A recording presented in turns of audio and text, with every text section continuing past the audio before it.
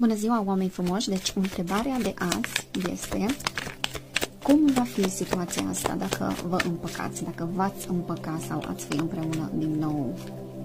Și cum ar fi situația? Situația cu această persoană ar fi plină de frici de a pierde unul pe celălalt. Deci ție ți-ar fi frică constant că o să îl pierzi sau o vei pierde, și lui sau ei ar fi frică că te pierde pe tine, deci o frică constantă.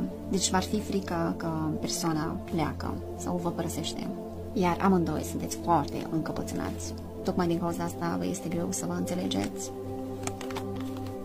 Situația ar fi plină de dezamăgiri, o viață destul de încurcată, însă v-ar și ajuta această persoană în multe situații. Deci ar fi mai ușor din punct de vedere a anumitor probleme de rezolvat sau sarcini, dar relația în sine ar fi plină de conflicte.